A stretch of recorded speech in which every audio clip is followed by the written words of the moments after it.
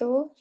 Sebelumnya kami ucapkan terima kasih kepada Bapak Supriyatin SAGMM selaku dosen pengampu mata kuliah Studi Kelayakan Bisnis yang telah memberikan pengarahan sehingga kami dapat menyelesaikan laporan ini tepat waktu. Kemudian kami ucapkan terima kasih juga kepada narasumber kami, Bapak Anjang Maulana selaku karyawan yang bekerja di restoran Bakso Asamilasa. Kemudian diucapkan terima kasih juga untuk teman-teman sekelompok saya yang bisa diandalkan kerjasamanya. Oke, kami dari kelompok 3 yang beranggotakan saya Sonia Ipela Faza dengan NIM 642117175. Saya Dera Salani dengan NIM 6421091. Saya Nailatul Aziza dengan NIM 642111442.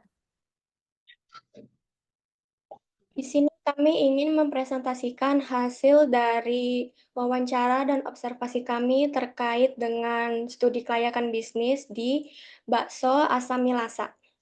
Untuk slide pertama akan dijelaskan oleh teman saya, Dera. Latar belakang, persaingan di pasar semakin ketat, termasuk dalam usaha warung bakso. Untuk bertahan dan berkembang, perusahaan harus fokus mempertahankan pelanggan dan menarik pelanggan baru. Meski persaingan meningkat, beberapa usaha kuliner masih bertahan dan bahkan penjualannya meningkat setiap tahun. Warung bakso sebagai industri kecil dalam pengolahan makanan cepat saji sangat populer di Indonesia. Keberhasilan usaha tidak hanya bergantung pada modal, tetapi juga pada kemampuan pengelolaan yang baik, ide kreatif, dan pemanfaatan peluang bisnis. Seiring waktu, pedagang bakso yang dahulu menggunakan gerobak dorong kini banyak yang memiliki warung tetap. Contohnya adalah bakso asam Lasa yang berhasil mempertahankan kualitas produk dan cita rasa khasnya sehingga digemari konsumen. Untuk mengembangkan usaha lebih lanjut, diperlukan kajian kelayakan bisnis yang meliputi aspek internal dan eksternal. Untuk mengembangkan usaha ini lebih lanjut, ada hal yang harus dipertimbangkan. Apakah usaha bakso Saminasa ini sudah layak atau tidak untuk dikembangkan lebih lanjut, baik itu memperbesar usaha atau membuka cabang-cabang baru. Maka perlu dilakukannya suatu kajian, yaitu tentang studi kelayakan bisnis. Dalam laporan studi kelayakan bisnis ini terdapat aspek internal dan aspek eksternal yang harus dikaji untuk penentuan layak atau tidak. Aspek internal terdiri dari aspek legalitas, aspek pasar, dan pemasaran, aspek manajemen dan sumber daya manusia, aspek teknik dan teknologi, dan aspek finansial. Sedangkan untuk aspek eksternal terdiri dari aspek ekonomi dan sosial, serta aspek lingkungan hidup. Definisi bisnis kuliner, usaha yang bergerak di pembuatan, penyajian, sampai dengan penjualan produk makanan dan minuman disebut dengan bisnis bidang kuliner. Ruang lingkup bisnis ini berkaitan dengan seluruh kegiatan ekonomi yang berhubungan dengan makanan. Bisnis kuliner juga berkaitan erat dengan industri pariwisata dan perhotelan, sehingga dari segi nilai ekonomi semakin potensial. Pada era digital saat ini, bisnis kuliner sudah semakin maju. Bisnis kuliner tidak lagi terbatas pada aktivitas makan di tempat saja, tetapi sudah bisa memakai sarana online. Dalam definisi bisnis ini, terdapat restoran yang merupakan tempat usaha yang menyediakan makanan dan minuman yang dikelola agar mendapat profit, dilengkapi dengan peralatan untuk mempermudah proses pembuatan makanan dan minuman, penyimpan, serta penyajian, dengan bertujuan untuk mendapatkan keuntungan dan kepuasan bagi para pengunjung atau pelanggan. Menjadi tempat berlangsungnya perputaran keuangan, baik dari sisi penanaman modal dan orang-orang yang bekerja di dalamnya, serta restoran juga memberikan kemudahan kepada pelanggan untuk memesan dan membeli makanan. Bakso itu berasal dari olahan daging sapi giling dicampur dengan tepung tapioka dan bentuk seperti bola-bola kecil. Biasanya menggunakan daging sapi, tapi ada juga yang menggunakan campuran ikan, ayam, udang. Bakso disajikan dalam keadaan panas dengan kuah bening, ditambah mie kuning, bihun, serta diberi dengan seledri dan bawang goreng. Studi kelayakan bisnis adalah kegiatan yang dilakukan secara rinci dan mendalam dengan tujuan untuk menentukan apakah suatu bisnis layak dijalankan atau tidak. Studi ini juga berfungsi sebagai alat bantu bagi pengusaha untuk mengambil keputusan yang tepat. Dan studi kelayakan bisnis memiliki 5 tujuan, yaitu menilai kelayakan usaha, mengidentifikasi risiko dan hambatan, menganalisis potensi pasar, menentukan kebutuhan modal, dan mendukung pengambilan keputusan. Manfaatnya juga memberi risiko kerugian, mempermudah perencanaan bisnis, melancarkan pelaksanaan bisnis, mempermudah mempermudah melakukan pengawasan, mempermudah pengendalian. Definisi aspek internal itu ada faktor-faktor yang berasal dari dalam suatu organisasi atau individu, seperti budaya perusahaan, struktur organisasi, kebijakan internal, dan kemampuan karyawan. Aspek internal mencakup hal-hal yang dapat dikendalikan oleh organisasi itu sendiri. Terdapat aspek legalitas, aspek pasaran pemasaran, aspek manajemen dan sumber daya manusia, aspek teknik dan teknologi, aspek finansial. Postur internal merupakan konsep yakni pandangan orang lain tentang dirinya sendiri, termasuk apa saja yang dirasakan dari perilakunya, perasaan, dan isi pikirannya. Aspek ekonomi dan sosial itu merupakan pengaruh apa yang terjadi dengan adanya perusahaan, khususnya di bidang perekonomian masyarakat setempat dan bidang sosial kemasyarakatan. Aspek ekonomi dan sosial mempunyai nilai penting bagi studi kelayakan bisnis karena analisis aspek ekonomi ini dan sosial mengkaji tentang dampak keberadaan proyek bisnis terhadap kehidupan masyarakat setempat, baik dari sisi sosial, ekonomi, serta sebaliknya. Dalam aspek lingkungan hidup, itu mengetahui dampak yang ditimbulkan jika suatu investasi jadi dilakukan, baik dampak negatif maupun positif. Dampak yang timbul ada yang langsung mempengaruhi pada kegiatan usaha dilakukan sekarang atau baru kelihatan di masa yang akan datang. Oleh karena itu, sebelum usaha dijalankan, harus dilakukan studi dengan dampak lingkungan terlebih dahulu untuk mengetahui banyak dampak yang timbul akan seperti apa untuk ke depannya. Oke, selanjutnya kita akan masuk ke dalam pembahasan. Untuk yang pertama, di sini ada profil usaha. Jenis usahanya yaitu restoran bakso, untuk nama usahanya Bakso Asamilasa. Nama narasumbernya Anjang Maulana, itu sebagai juru masak dan pramusaji. Resto ini beralamat di Kampung Pasir Konci RT 17 RW 6, Pasir Sari, Cikarang Selatan, Kabupaten Bekasi, Jawa Barat, dengan kode pos 17532. Jenis produk yang diperdagangkan yaitu makanan dan minuman. Nah, selanjutnya ini ada beberapa dokumentasi yang kami ambil saat melakukan observasi. Yang pertama itu ada tampak depan dari tempat usahanya, kemudian gambar yang kedua ada produk yang dijual yaitu bakso. Untuk gambar ketiga ada bagian dalam dari restoran Bakso Asamilasa. Nah, selanjutnya ada dokumentasi lagi. Untuk gambar kedua di sini ada varian atau bentuk-bentuk dari bakso, itu ada yang seperti tumpeng yang berbentuk segitiga, kemudian ada yang berukuran besar dan yang berukuran sedang, kemudian kecil. Kemudian ada menu, selanjutnya ada profil usaha atau sejarah singkat berdirinya Bakso Asamilasa. Bakso Asamilasa sendiri merupakan restoran yang bergerak di bidang kuliner. Restoran ini sudah berdiri sejak tahun 2002. Produk utama dari restoran ini adalah bakso. Bisnis ini merupakan milik perseorangan atau milik pribadi. Varian menu bakso yang ditawarkan juga cukup beragam, didampingi dengan berbagai jenis minuman. Bakso asam Milasa sangat digemari oleh masyarakat karena harganya yang terjangkau dan cita rasa yang khas serta berkualitas. Pembayarannya juga dapat dilakukan secara tunai dan non-tunai, yaitu dengan menggunakan jasa perbankan dan alat-alat yang menunjang penerimaan pembayaran secara online. Kemudian kita masuk ke dalam aspek internal. Yang pertama ada aspek legalitas. Jadi saat kita melakukan wawancara dan observasi, narasumbernya sendiri mengatakan bahwa beliau kurang mengetahui untuk perizinannya karena yang mengetahuinya itu owner. Dan yang kami dapat informasi dari narasumbernya ini, restoran baksonya memiliki dokumen seperti perjanjian sewa menyewa sehingga usaha ini dapat berjalan dengan baik. Kemudian yang kedua itu aspek pasar dan pemasaran.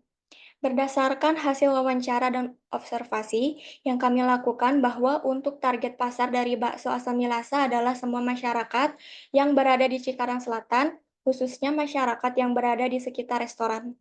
Sedangkan untuk pasar sasaran serta posisi pasar restoran ini menargetkan pada semua masyarakat yang menyukai kuliner bakso. Dan untuk posisi pasar bakso Asamilasa ingin menempatkan usaha ini sebagai pelopor bakso yang lezat di kota Cikarang. Untuk aspek pemasaran yang menjadi ciri khas dari restoran ini, selain nama yang unik, yaitu varian rasa dan bentuk dari bakso yang dihasilkan sehingga mampu bersaing dengan produk serupa.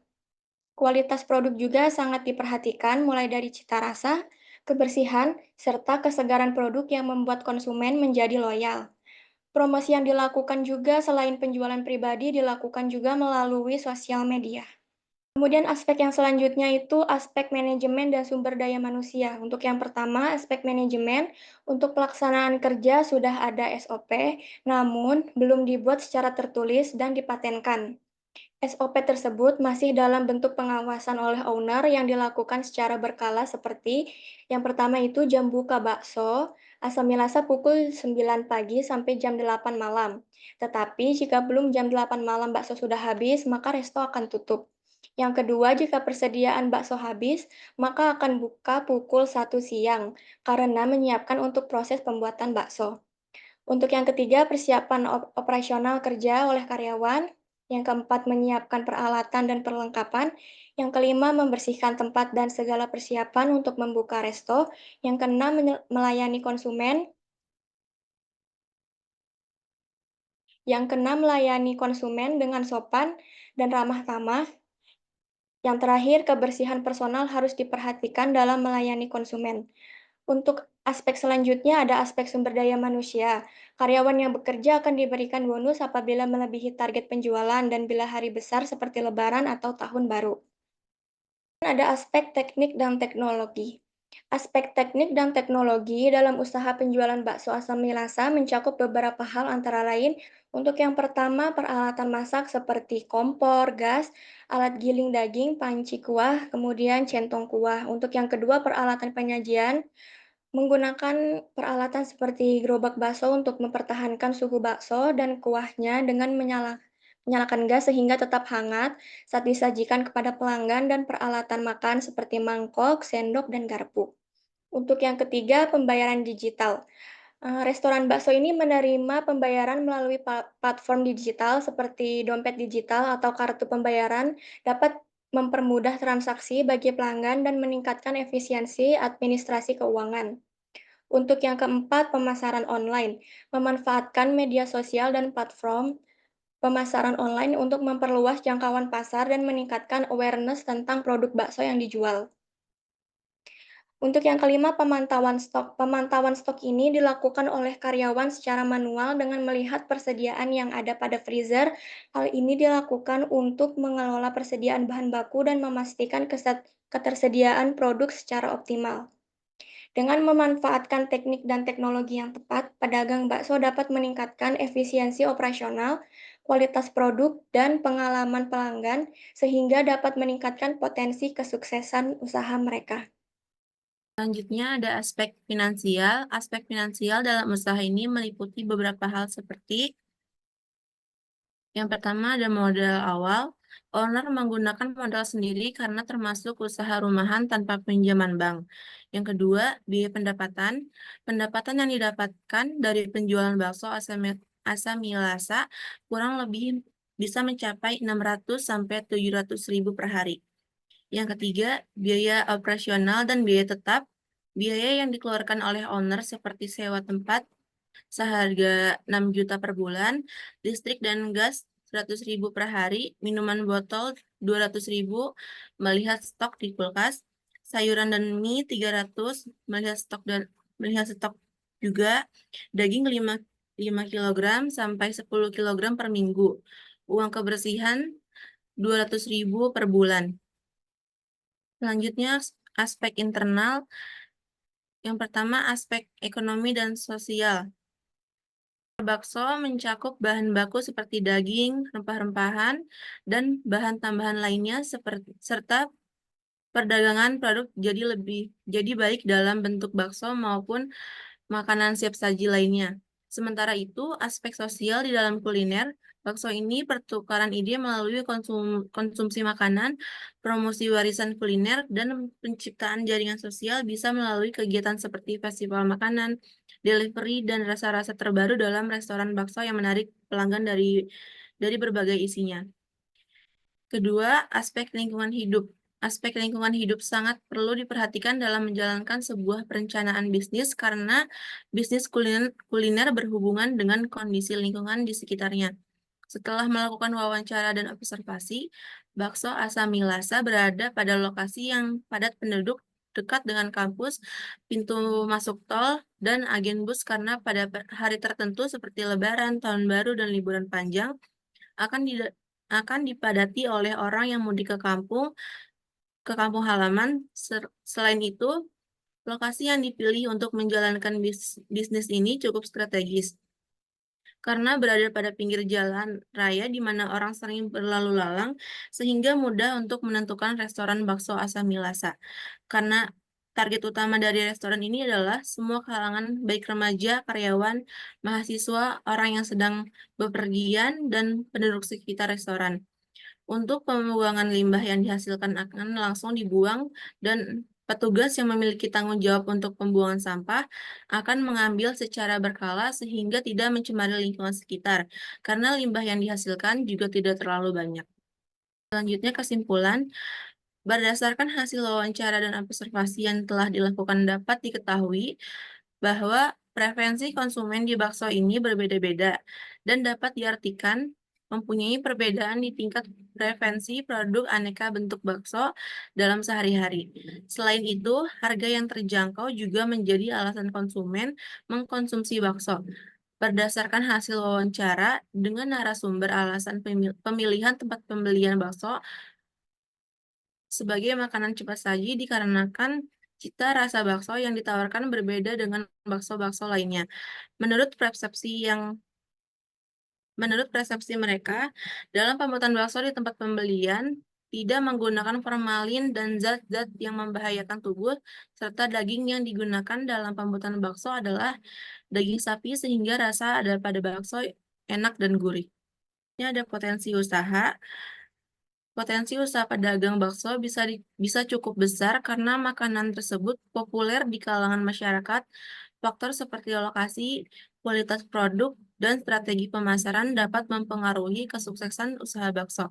Terlebih lagi, inovasi dalam varian bakso dan pelayanan bisa meningkatkan daya tarik pelanggan serta menghasilkan pendapatan yang stabil. Sekian video presentasi dari kami, semoga dapat bermanfaat.